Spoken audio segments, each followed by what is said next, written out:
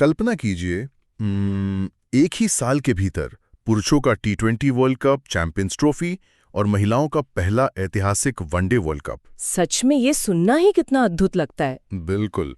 अगर कोई कहे कि ये किसी क्रिकेट वीडियो गेम का करियर मोड है जहां कठिनाई का स्तर एकदम आसान कर दिया गया है, तो शायद यकीन करना आसान होगा। हाँ, मतलब किसी को भी लगेगा कि ये कोई गेम ही चल रहा है। सही कहा। लेकिन ये कोई गेम नहीं है, बल्कि भारतीय क्रिकेट की वर्तमान असलियत है। तो सुनने वालों का इस नई गहन चर्चा में स्वागत है। आज की चर्चा सच में बहुत खास होने वाली है। एकदम। आज का हमारा विषय रविवार को नई दिल्ली में आयोजित बीसीसीआई नमन अवार्ड्स 2026 है।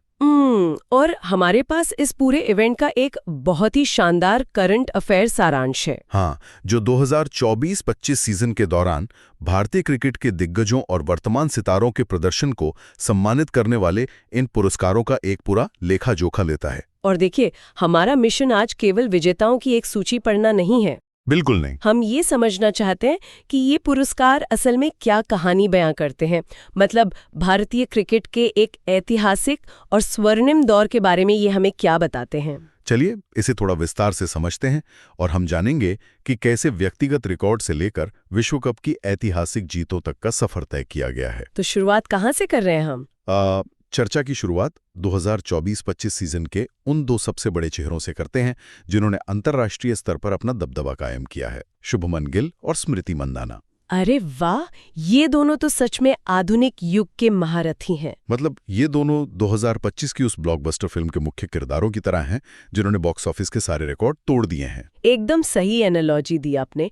यहाँ जो बात सबसे ज्यादा प्रभावित करती है वो ये है कि शुभमन गिल ने सर्वश्रेष्ठ अंतर्राष्ट्रीय क्रिकेटर पुरुष का पॉली उम्रिगर पुरस्कार जीता है। और 2023 के बाद ये उनकी दूसरी जीत है ना? है ना? जी बिल्कुल। वो 2025 में दुनिया में सबसे ज्यादा रन बनाने वाले खिलाड़ी रहे। और भारत की चैंपियंस ट्रॉफी 2025 जीत में उनकी भूमिका तो हम सब जानते ही हैं। हाँ, मतलब उन्होंने खुद को एक वन सीजन वंडर साबित नहीं होने दिया। उन्होंने लगातार अपना स्तर ऊंचा किया है। और दूसरी तरफ अगर हम स्मृति मंधाना की बात करें, उन्हें सर्वश्रेष्ठ अंतर्राष्ट्रीय क्रिकेटर महिला चुना गया। और उन्होंने तो इतिहास ही रच दिया है। रिकॉर्ड 5वीं बार ये पुरस्कार जीता है उन्होंने। 5 बार? हाँ, ये तो अकल्पनीय है। बिल्कुल। और 2025 में वो एक कैलेंडर वर्ष में 1000 वनडे रन बनाने वाली पहली महिला भी बनी। हाँ, मैंने पढ़ा कि उन्होंने कुल 1362 रन बनाए। मुझे एक बात समझाइए, एक साल में 1300 से ज्यादा रन बनाना कोई छोटी बात नहीं है। एकदम सही। तो मंधाना की ये 5वीं जीत उनकी निरंतरता के बारे में क्या साबित करती है? मतलब इतनी कंसिस्टेंसी कैसे? देखिए, मंधाना का ये 1000 से ज्यादा रनों का जो आंकड़ा है ना, ये महिला क्रिकेट में एक बिल्कुल नया पैमाना तय कर रहा है। एक तरह का पैराडाइम शिफ्ट है ये। थोड़ा और आसान शब्दों में? मतलब अब महिला क्रिकेट का स्तर बहुत ऊपर जा चुका है। उनकी फिटनेस, मैचों की संख्या और दबाव में खेलने की क्षमता, ये सब अब एक अलग ही लेवल पर है। समझ गया। लेकिन गिल और मंधाना जैसे सुपरस्टार रातों रात तो नहीं बनते? बिल्कुल नहीं। इसके पीछे सालों की मेहनत होती है। और वो मजबूत घरेलू ढांचा भी होता है जो लगातार नए टैलेंट को मंच देता है। तो चलिए अब घरेलू क्रिकेट की ओर बढ़ते हैं। हाँ, इस नमन अवार्ड्स में सर्वश्रेष्ठ अंतर्राष्ट्रीय पदार्पण यानी बेस्ट इंटरनेशनल डेब्यू के पुरस्कार भी दिए गए।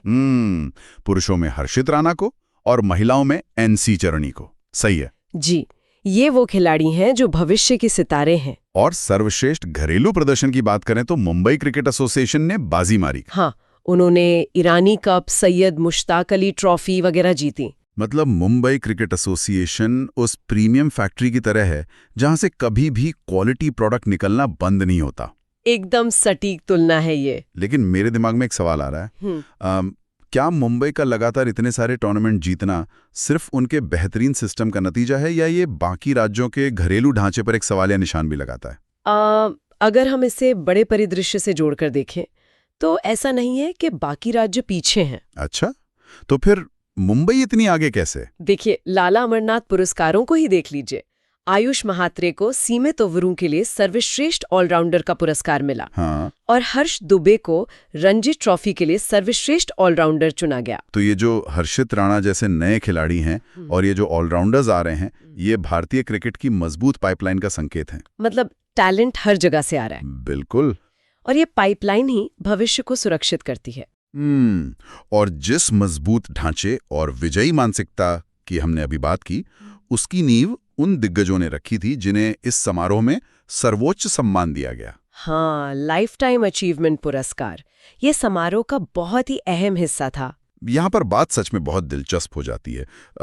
Colonel C.K. Naidu lifetime achievement पुरस्कार, जो BCCI का सर्वोच्च सम्मान है। जी, और इस बार ये रॉजर बिन्नी और राहुल द्रविड़ को दिया गया।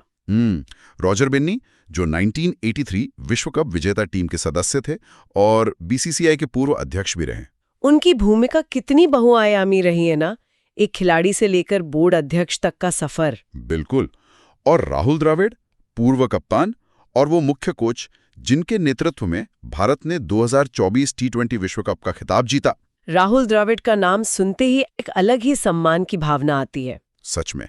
लेकिन मैं सोच रहा था, राहुल द्रविड़ को 2024 T20 विश्व कप जिताने के ठीक बाद ये सम्मान मिलना कैसा लगता होगा?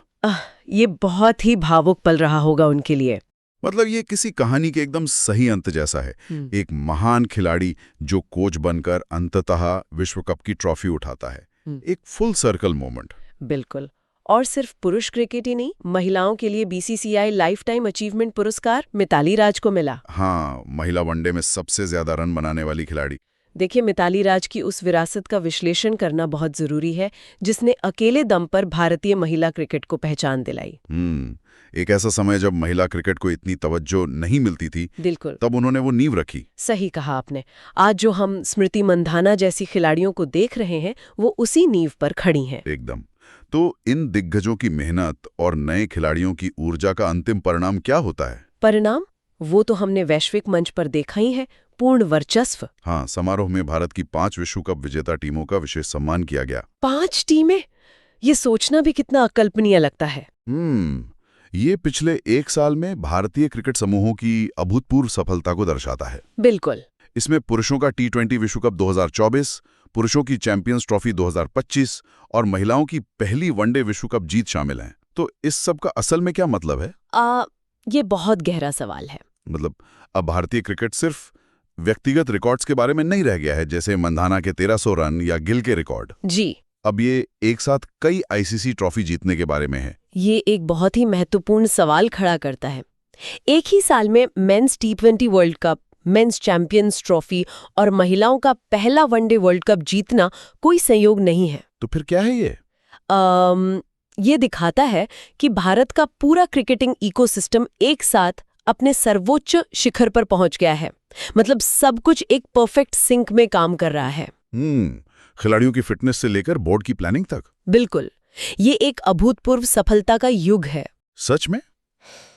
तो अगर हम इस चर्चा को समेटें, हाँ, तो ये साफ है कि BCCI नमन अवार्ड्स 2026 केवल एक पुरस्कार वितरण समारोह नहीं था। हाँ, ये तो एक भव्य उत्सव था। शुभमन गिल और स्मृति मंदाना जैसे खिलाड़ियों की व्यक्तिगत चमक से लेकर घरेलू क्रिकेट की मजबूत नींव तक का उत्सव। और दिग्गजों के अमूल्य योगदान के साथ साथ 5 विश्व कप विजेता टीमों के युग का जश्न भी।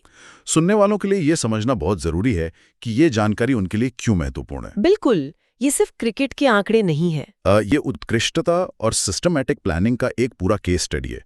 कोई भी फील्ड हो, इस तरह की प्लानिंग से ही ऐसे नतीजे मिलते हैं। एकदम सही बात कही आपने। लेकिन जाने से पहले मैं गहरा सवाल छोड़ना चाहता हूँ। कैसा सवाल? जब आपके पास एक ही समय में पुरुषों का T20 विश्व कप, चैंपियंस ट्रॉफी और महिलाओं का ऐतिहासिक ODI विश्व कप हो, तो क्या भारतीय क्रिकेट ने अपना अंतिम शिखर छू लिया है?